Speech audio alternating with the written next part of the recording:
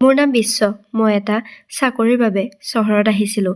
মই মোৰ আগমনৰ কথা মোৰ ঘনিষ্ঠ বন্ধু দেৱক অৱগত কৰিছিলোঁ। তাৰ লগত মোৰ বন্ধুত্ব ছ'চিয়েল মিডিয়াতে হৈছিল।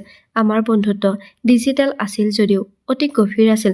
চহৰত উপস্থিত হোৱাৰ লগে লগে দেৱই মোক ষ্টেচনৰ পৰা পোনে পোনে নিজৰ ঘৰলৈ লৈ গ'ল। দেৱৰ ঘৰ পোৱাৰ লগে লগে মোৰ চকু এগৰাকী ধুনীয়া মহিলাৰ ওপৰত পৰিল। মই তাইক দেৱৰ ভনীয়েক বুলি ভাবিছিলোঁ। কিন্তু তেতিয়াই দেৱই মোৰ ভুলটো শুধৰাই ক'লে যে বিশ্ব, তাই মোৰ ভণ্টি নহয়, মোৰ মাহে হয়। দেৱৰ মাক ইমান ধুনীয়া আৰু সৰু আছিল যে মই তেওঁক তাৰ ভনীয়েক বুলি ভাবি ভুল কৰিছিলোঁ। আনহাতে মই তেওঁক আগতে কেতিয়াও ছ'চিয়েল মিডিয়াত দেখা নাছিলোঁ। আনহাতে দেৱও তাৰ মাকৰ ফটো ছ'চিয়েল মিডিয়াত আপলোড কৰা নাছিল। গতিকে মোৰ বিভ্ৰান্তি হোৱাটো স্বাভাৱিক আছিল। সেইদিনা দেৱক লগ পাই মই বৰ সুখী হৈছিলোঁ। দুপৰীয়াৰ আহাৰ খোৱাৰ পিছত মই মোৰ থকাৰ ব্যৱস্থা বিচাৰিব লগা হোৱাত মই তাৰ ঘৰৰ পৰা যাবলৈ ধৰিলোঁ। তেনেতে দেৱই মোক ৰখাই ক'লে, বিশ্ব, হোটেল কিয় বিচাৰি আছা? নিজৰ ঘৰ থাকোঁতে তুমি হোটেল বিচৰাৰ কোনো প্ৰয়োজন নাই। তাৰ কথা শুনি মই ক'লোঁ, মোৰ নিজৰ ঘৰ? তেতিয়া দেৱই ক'লে, বন্ধু, ইমান সোনকালে তুমি মোক পৰ কৰি দিলানে? মই চহৰৰ বাসিন্দা যদিও বন্ধুত্ব কেনেকৈ বজাই ৰাখিব লাগে মই জানো। চোৱা, এইখন ঘৰত কেৱল মা আৰু মইহে থাকোঁ। তুমি ইয়াত সহজেই এডজাষ্ট কৰিব পাৰিবা আৰু বিশেষ পঢ়া-শুনা কৰিবলৈ মই কেইবছৰমানৰ বাবে বিদেশলৈ যাম। গতিকে মাক চোৱা-চিতা কৰিবলৈ কোনোবা এজনৰ প্ৰয়োজন হ'ব। মই বিদেশলৈ যোৱাৰ পিছত মোৰ দৰেই তুমি মোৰ মাৰ যত্ন ল'বা। দেৱৰ এই কথাত মই বৰ আপ্লুত হৈছিলোঁ। কাৰণ সি মোক অচিনাকি বুলি গণ্য কৰা নাছিল, বৰঞ্চ মোক নিজৰ পৰিয়ালৰ এজন সদস্যৰ দৰে ব্যৱহাৰ কৰিছিল। দেৱৰ কথাত সমৰ্থন কৰি তাৰ মাকে ক'লে, দেৱই একেবাৰে ঠিক কথাই কৈছে। মোৰ এটা ল'ৰাই যদি বিদেশলৈ পঢ়িবলৈ যায়, তেন্তে মোৰ আন এটা ল'ৰাই মোৰ লগত থাকিব নোৱাৰিবনে? ভগৱানে হয়তো তোমাক ইয়ালৈ সঠিক সময়তে পঠিয়াইছিল, অথবা এয়া ঈশ্বৰৰ ইচ্ছা আছিল। মই ভাবোঁ যে তুমি মোৰ লগত ইয়াতে থকাটো উচিত হ'ব। দেৱৰ মাকে ইমান জোৰ দিলে যে মই তেওঁক নাকচ কৰিব নোৱাৰিলোঁ। এসপ্তাহৰ পিছত দেৱ বিদেশলৈ গুচি গ'ল। সি যোৱাৰ পিছত মই খুৰীৰ লগত ঘৰত অকলে আছিলোঁ। ঘৰৰ পৰিস্থিতিৰ কথা মনত ৰাখি লগে লগে মই চাকৰি বিচাৰিবলৈ ধৰিলোঁ। কিছুদিন বিচাৰি বিচাৰি এটা চাকৰি পালোঁ। BA লৈ পঢ়ি বাকী পঢ়া-শুনা শেষ কৰিছিলোঁ। কাৰণ অধিক পঢ়া-শুনা কৰিবলৈ মোৰ হাতত পইচা নাছিল। গতিকে চাকৰি এটা লোৱাৰ সিদ্ধান্ত ল'লোঁ। চহৰত মই এটা প্ৰাইভেট কোম্পানীত চাকৰি পাইছিলোঁ। আনহাতে দেৱ ধনী ঘৰৰ ল'ৰা আছিল। গতিকে তাৰ সৌভাগ্য হৈছিল যে 22 বছৰ বয়সতে সি বিদেশত পঢ়াৰ সুযোগ পাইছিল। ভগৱানৰ ইচ্ছা বুলি ভাবি মই মোৰ ভাগ্যক দোষ দিয়া বন্ধ কৰি দিলোঁ। সেইদিনাৰ পৰাই মই দেৱৰ মাকক নিজৰ মা বুলি গণ্য কৰি তেওঁৰ লগত থাকিবলৈ আৰম্ভ কৰিলোঁ। কিন্তু তেওঁ মোৰ প্ৰতি নিজৰ মনত আন কিছুমান অনুভৱৰ আশ্ৰয় লৈছিল, যিবোৰ মই প্ৰথমতে উপলব্ধি কৰা নাছিলোঁ। কিন্তু লাহে লাহে মই সেইবোৰ লক্ষ্য কৰিবলৈ ধৰিলোঁ। খুৰীয়ে প্ৰাইভেট কোম্পানী এটাত কাম কৰিছিল। সেই নিশা খুৰীয়ে তেওঁ আৰু মোৰ বাবে মোৰ প্ৰিয় খাদ্য ৰান্ধিছিল। তেওঁ কৈছিল, মই ছ'চিয়েল মিডিয়াৰ পৰা তোমাৰ প্ৰিয় কিছুমান খাদ্যৰ কথা গম পাইছোঁ। তুমি তোমাৰ বায়'ত লিখিছা যে তুমি ঔটেঙা আৰু মাছৰ আঞ্জা খাই বহুত ভাল পোৱা, নহয়নে? তেওঁৰ কথা শুনি মই হয় বুলি ক'লোঁ। ভাত খাই শেষ হোৱাৰ পিছত মই খুৰীক সহায় কৰিবলৈ ডাইনিং টেবুলৰ পৰা বাচন-বৰ্তন তুলি পাকঘৰলৈ নিব ধৰিলোঁ। মই এনেকৈ কাম কৰা দেখি তেওঁ ক'লে, তুমি বহুত জ্ঞানী ল'ৰা। মই দেৱৰ মুখৰ পৰা বহুবাৰ তোমাৰ বিষয়ে প্ৰশংসা কৰা শুনিছোঁ আৰু তেতিয়াৰ পৰাই মই তোমাক লগ কৰিবলৈ আগ্ৰহী হৈ আছোঁ। তোমাৰ আৰু দেৱৰ মাজত বহুত পাৰ্থক্য আছে। দেৱই কেতিয়াও ঘৰৰ কামত মোক সহায় কৰি নিদিয়ে, বৰঞ্চ সি ঘৰৰ বস্তুবোৰ ইফালে সিফালে পেলোৱাত বিশেষজ্ঞ। দেৱৰ এনেধৰণৰ ধেমেলীয়া কাহিনীবোৰ শুনি মই হাঁহিবলৈ ধৰিলোঁ। খুৰীও হাঁহি হাঁহি হঠাতে নিমাত হৈ পৰিল। মই ভাবিলোঁ, তেওঁৰ হয়তো দেৱলৈ মনত পৰিছে। গতিকে মই তেওঁৰ কান্ধত হাত এখন থৈ ক'লোঁ, খুৰী, মই এতিয়াই দেৱলৈ ফোন কৰিম। আপুনি ইমান দুখ নকৰিব। তেনেতে তেওঁ মোৰ ফালে চাই ক'লে, মই ভালকৈয়ে জানো যে দেৱ চিৰদিনৰ বাবে বিদেশলৈ যোৱা নাই আৰু মই তাৰ দুখত দুখ কৰিও থকা নাই। মই মাথো তোমাৰ কথাহে ভাবি আছিলোঁ। তুমি মোক এনেকৈ আপ্লুত কৰিবলৈ চেষ্টা কৰি থাকিলে মোৰ কি হ'ব? মোক এনেদৰে বাৰে বাৰে আপ্লুত কৰিবলৈ চেষ্টা নকৰিবা। নহ'লে মই নিজকে চম্ভালিবলৈ বহুত কঠিন হ'ব। এই বুলি কৈ তেওঁ মোৰ হাতৰ পৰা কাঁহীখন লৈ পাকঘৰত সোমাই গ'ল। তেওঁৰ কথা শুনি মই কিছু সময় একে ঠাইতে থৰ হৈ থাকিলোঁ। তেওঁৰ কথাবোৰ মোৰ মূৰৰ ওপৰেদি পাৰ হৈ গৈছিল। খুৰী দেখাত বহুত সৰু আৰু ধুনীয়া আছিল। লাহে লাহে মই বুজিলোঁ যে খুৰীয়ে প্ৰতিদিনে ৰাতিপুৱা সোনকালে টোপনিৰ পৰা উঠি যোগাসন কৰিছিল। সেইকাৰণে তেওঁ সদায় সৰু ছোৱালীৰ দৰে দেখা গৈছিল। এদিন খুৰীয়ে মোক অফিচৰ পৰা সোনকালে ঘৰলৈ মাতিলে, কাৰণ তেওঁৰ বজাৰ কৰিবলৈ যাবলগীয়া আছিল আৰু তেওঁৰ ইচ্ছা আছিল যে মই তেওঁক বজাৰলৈ নিব লাগে। সেইদিনা দুপৰীয়া মই আধা দিনৰ ছুটী লৈ ঘৰলৈ আহিলোঁ। আহি পোৱাৰ পিছত বাৰে বাৰে দুৱাৰৰ ঘণ্টাটো বজাইছিলোঁ, কিন্তু ভিতৰৰ পৰা কোনো সঁহাৰি পোৱা নাছিলোঁ। মই ভাবিলোঁ হয়তো ঘণ্টাটো কিবা বেয়া হৈছে, গতিকে মই মোৰ হাতত থকা দ্বিতীয়টো চাবিৰে দুৱাৰৰ তলাটো খুলি ভিতৰলৈ সোমাই গ'লোঁ, কিন্তু হল ৰুমত কাকো দেখা নাপালোঁ। কিন্তু তাৰ পাছত কোনোবা এটা কোঠাৰ পৰা পানী অহাৰ শব্দ শুনিলোঁ। মই ভাবিলোঁ পানী হয়তো বহু সময়ৰ পৰা অপচয় হৈ আছে, গতিকে আৰু পানী অপচয় নহ'বলৈ মই পানীৰ দিশে খোজ কাঢ়িবলৈ ধৰিলোঁ। শব্দটো অনুসৰণ কৰি কৰি মই এটা কোঠা পালোঁ, য'ত বাথৰুমৰ পৰা পানীৰ শব্দ আহি আছিল। দুৱাৰখন খুলিবলৈ হাতখন আগবঢ়াই দিয়াৰ লগে লগে ভিতৰৰ পৰা খুৰীয়ে দুৱাৰখন খুলি দিলে। দুৱাৰখন খুলি দিয়াৰ লগে লগে মোক সন্মুখত দেখা পাই তেওঁ আকৌ দুৱাৰখন বন্ধ কৰি দিলে। মই লগে লগে খুৰীৰ কোঠাৰ পৰা ওলাই আহি হল ৰুমত বহিলোঁ। কিছু সময়ৰ পাছত খুৰী হল ৰুমলৈ আহি মোক ক'লে, বিশ্ব, তুমি মোৰ ৰুমলৈ কিয় আহিছিলা? তোমাৰ ৰুমত পানী অহা নাই নেকি? তেতিয়া মই খুৰীক ক'লোঁ, আপুনি ঘৰতে আছে বুলি মই ভবা নাছিলোঁ। মই ভাবিলোঁ আপুনি অফিচতে আছে আৰু মই ঘৰ পোৱাৰ পিছত পানী পৰি থকা শব্দ শুনিবলৈ পাইছিলোঁ। মই ভাবিলোঁ হয়তো পানীৰ টেপ অজানিতে বন্ধ কৰিব পাহৰি গৈছে, গতিকে মই পানীৰ টেপটো বন্ধ কৰিবলৈ গৈছিলোঁ। তাৰ পিছত খুৰীয়ে ক'লে, এতিয়া যোৱা আৰু ফ্ৰেছ হৈ আহা। কিছু সময়ৰ পাছত আমি দুয়ো বজাৰলৈ যাম। কিছু সময়ৰ পিছত আমি দুয়ো বজাৰলৈ যাবলৈ সাজু হ'লোঁ। খুৰীয়ে অতি সাধাৰণ কাপোৰ পিন্ধিছিল যদিও তেওঁক বৰ ধুনীয়া দেখা গৈছিল। তাৰ পিছত তেওঁ মোক ক'লে, বিশ্ব, তুমি কি চিন্তা কৰি আছা? সোনকালে বাইকখন চলোৱা, বজাৰলৈ দেৰি হ'ব। তেওঁৰ কথা শুনি মই বাইকখনত তেওঁক উঠাই বজাৰলৈ লৈ আহিলোঁ। বজাৰত তেওঁ যিখন দোকানলৈ গৈছিল, মই তেওঁক তালৈ লৈ গৈছিলোঁ। ঘৰলৈ উভতি অহাৰ পিছত খুৰীয়ে মোৰ গালখনত চিকুটি ক'লে, পাৰফেক্ট মেন নামটো তোমাৰ লগত একেবাৰে খাপ খাইছে, কাৰণ তুমি সঁচাকৈ এজন জ্ঞানী আৰু দায়িত্বশীল ল'ৰা। তুমি মোক কেতিয়াও অভিযোগ কৰাৰ সুযোগ দিয়া নাই। আজি মই য'তেই যাবলগীয়া হৈছিল তাতেই তুমি মোক লৈ গৈছিলা, যাৰ বাবে মোৰ বজাৰ কৰাটো সোনকালে শেষ হৈছিল। নহ'লে তোমাৰ বন্ধু দেৱই মোক এখন দোকানতে এৰি দিয়ে আৰু সি গাড়ীৰ ওপৰত বহি থাকে। মই বাকী দোকানবোৰলৈ বজাৰ কৰিবলৈ খোজকাঢ়ি যাবলগীয়া হয়, কিন্তু তুমি মোৰ সকলো বজাৰৰ বেগ তুলি লৈ মোক সকলো দোকানলৈ গাড়ীত লৈ গৈছা। মোৰ বহু সময় আজি তুমি ৰাহি কৰি দিলা। এই বুলি কৈ তেওঁ মোৰ পিঠিত থপৰিয়াই ভিতৰলৈ সোমাই গ'ল। পিছদিনা ৰাতিপুৱা অফিচৰ বাবে সাজু হৈ থাকোঁতে খুৰীয়ে আহি মোক ক'লে, বিশ্ব, কালি তুমি মোৰ বাবে অফিচৰ পৰা আধা দিনৰ ছুটী লৈছিলা। ঠিক একেদৰে আজি ৰাতিপুৱাও কেইঘণ্টামানৰ বাবে আধা দিনৰ ছুটী লৈ তুমি মোৰ লগত মোৰ অফিচলৈ যাব লাগিব। কিন্তু তেওঁ মোক কিয় তেওঁৰ অফিচলৈ নিব বিচাৰিছে সেই বিষয়ে একো নক'লে। তাৰ পিছত মই তেওঁৰ লগত তেওঁৰ অফিচলৈ গ'লোঁ। অফিচ পোৱাৰ লগে লগে তেওঁ মোৰ হাতখন ধৰিলে। তেওঁৰ এই অদ্ভুত আচৰণ মই একেবাৰেই বুজিব পৰা নাছিলোঁ। তেওঁৰ অফিচত বহুত মানুহ আছিল। কৰ্মচাৰীসকলে আমাৰ ফালে অদ্ভুত দৃষ্টিৰে চাই আছিল, কিন্তু তেওঁ মোক কিয় নিজৰ অফিচলৈ লৈ গৈছিল মই বুজিব পৰা নাছিলোঁ। তাৰ পিছত তেওঁ মোক তেওঁৰ বছৰ কেবিনলৈ লৈ গ'ল। তেওঁৰ বছে আমাৰ ফালে অদ্ভুত ধৰণে চাই আছিল। খুৰীয়ে মোক তেওঁৰ বছৰ লগত চিনাকি কৰাই দিলে আৰু ক'লে যে এইটো মোৰ বিশ্ব। বছৰ লগত চিনাকি কৰাই দিয়াৰ পিছত খুৰীয়ে মোক বাহিৰলৈ লৈ আহিল আৰু মোক মোৰ অফিচলৈ যাবলৈ ক'লে।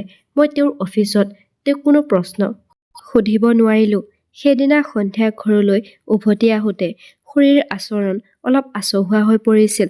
মই ঘৰলৈ অহাৰ লগে লগে তেওঁ মোক সাৱটি ধৰি ক'লে, তুমি আজি মোৰ লগত অফিচলৈ আহি মোক বহুত সহায় কৰিলা। তেনেতে হঠাতে জোৰেৰে বজ্ৰপাত পৰিবলৈ ধৰিলে। খুৰীয়ে ভয় খাই ক'লে, বিশ্ব, তুমি সদায় ঘৰলৈ সোনকালে আহিবা। এই বতাহ বৰষুণলৈ মোৰ বৰ ভয় লাগে। তাৰ পিছত তেওঁ বৰষুণ জাকলৈ একেদৰে চাই থাকিল, কিন্তু বাহিৰলৈ ওলাই গৈ বৰষুণত তিতিবলৈ ভয় কৰিছিল। মই তেওঁৰ মুখত স্পষ্টকৈ দেখা পালো যে তেওঁ বৰষুণত তিতিব বিচাৰিছে। তাৰ পাছত মই তেওঁৰ হাতত ধৰি চোতালখনলৈ লৈ আহিলো। বৰষুণত তিতি বহুত ফূৰ্তি কৰিলে।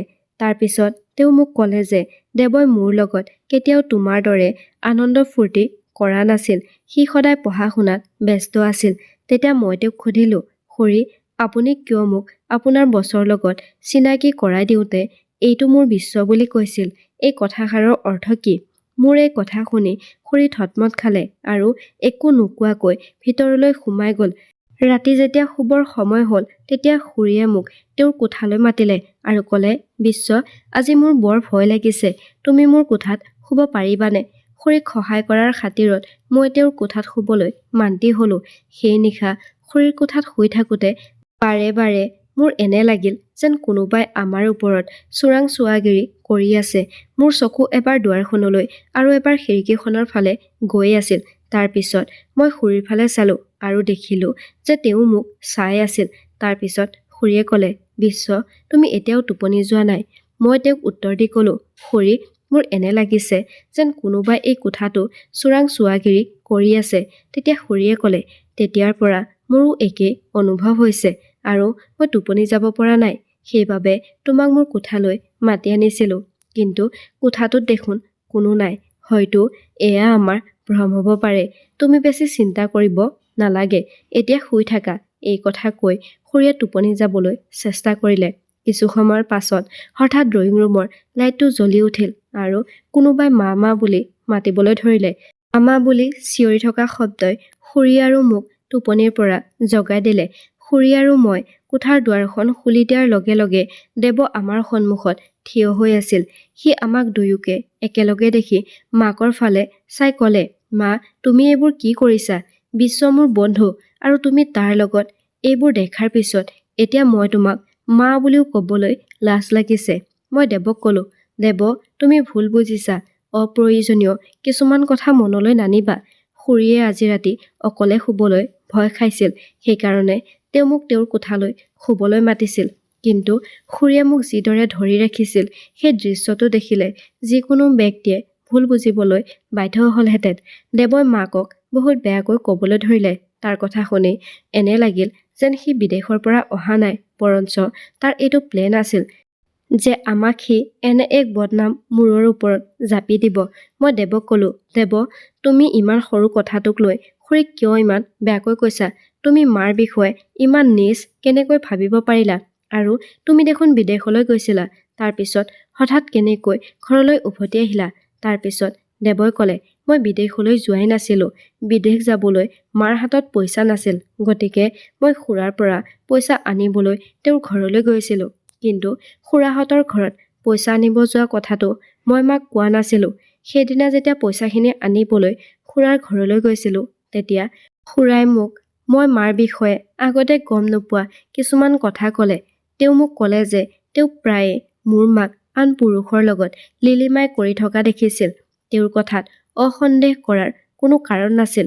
মই তেওঁক বিশ্বাস কৰিছিলো, কাৰণ দেউতাৰ মৃত্যুৰ পিছতো মায়ে ইমান ভালকৈ সাজ পোছাক পিন্ধি সাজি কাচি ঘূৰি ফুৰিছিল। কিন্তু কাৰ বাবে?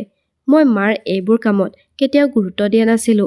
কিন্তু সেইদিনা খুৰাই মোৰ চকু খুলি দিলে আৰু তাৰ পিছত মই মোৰ মাৰ ওপৰত চকু ৰাখিলো। সেই সময়ত তুমিও চহৰলৈ আহিছা। মই মোৰ পৰিকল্পনা অনুসৰি মই বিদেশলৈ যাম বুলি কৈছিলো আৰু তোমাক মোৰ মাৰ লগত থাকিবলৈ জোৰ দিছিলো। মই জানিছিলো যে মাৰ বেয়া প্ৰভাৱ তোমাৰ ওপৰতো পৰিব। তোমালোক দুয়োৰে মাজত কি চলি আছে মই বুজি পাইছো। বিশ্ব, ইয়াৰ বাবে মই তোমাক দোষ দিয়া নাই। মই মানি লওঁ যে আচল দোষ মোৰ মাৰ। তেওঁৰ উদ্দেশ্য বেয়া। তুমি চাগৈ বাধ্যত পৰি তেওঁক সংগ দিছা। এইখিনি কৈ সি শান্ত হৈ পৰিল। সি শান্ত হোৱাত মই তাক ক'লো, তুমি তোমাৰ মাক বহুত অপমান কৰিলা। এতিয়া তুমি সুখী নে? নে এতিয়াও আৰু কিবা বাকী আছে? যদি কিবা বাকী আছে তেন্তে সেইটোও কোৱা, কাৰণ তুমি আৰু কথা কোৱাৰ সুযোগ নাপাবা। তাৰ পিছত মই তাক ক'লো, দেৱ, তুমি আমাৰ ওপৰত চকু ৰাখিছিলা, কিন্তু তুমি যি চাব লাগিছিল সেইটো তুমি লক্ষ্য কৰা নাছিলা।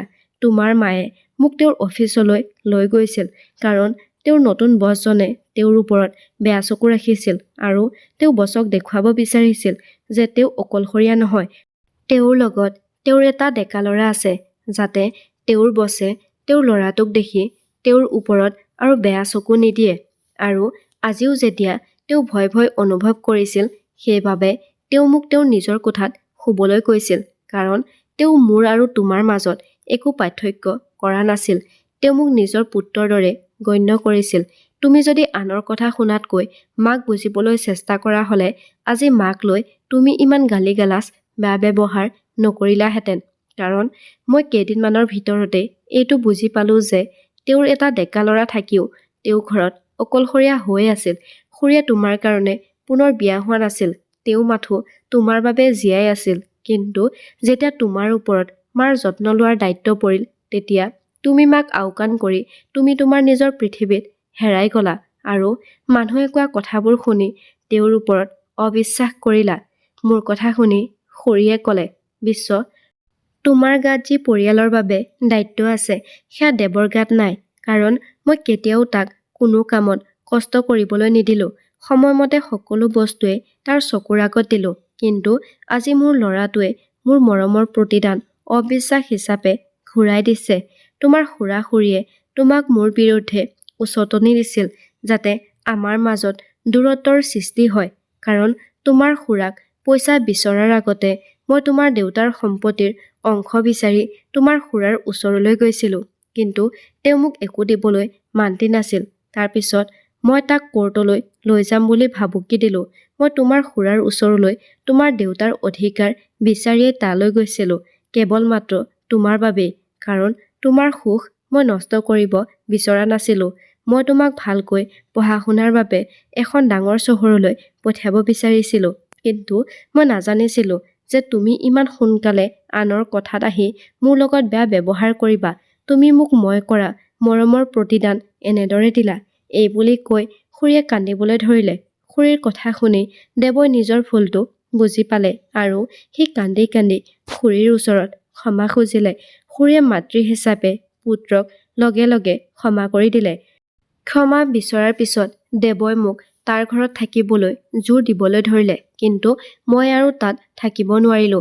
কাৰণ মাক পুত্ৰই তেওঁলোকৰ সম্পৰ্কটো আৰু অধিক ভাল কৰিবলৈ যথেষ্ট সময়ৰ প্ৰয়োজন আছিল।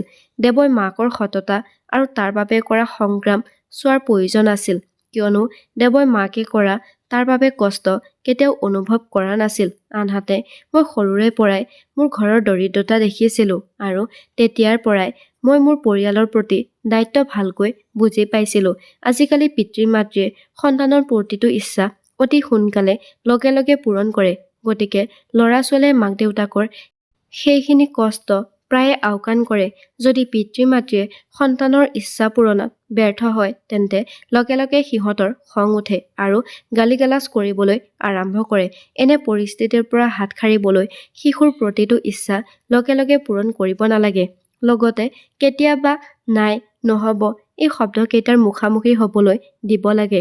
ল'ৰা-ছোৱালীক এইটো বুজাব লাগে যে তেওঁলোকৰ পিতৃ-মাতৃয়ে দিন-ৰাতি এক কৰি তেওঁলোকৰ বাবে কঠোৰ পৰিশ্ৰম কৰে। তেতিয়াহে সিহঁতে সম্পৰ্ক, প্ৰেম আৰু ধনৰ প্ৰকৃত মূল্য বুজি পাব। বন্ধুসকল, এইটোৱে আছিল আজিৰ কাহিনী। কাহিনীটো শুনি কেনে পালে তলত কমেণ্ট কৰি জনাবলৈ নাপাহৰিব। ধন্যবাদ।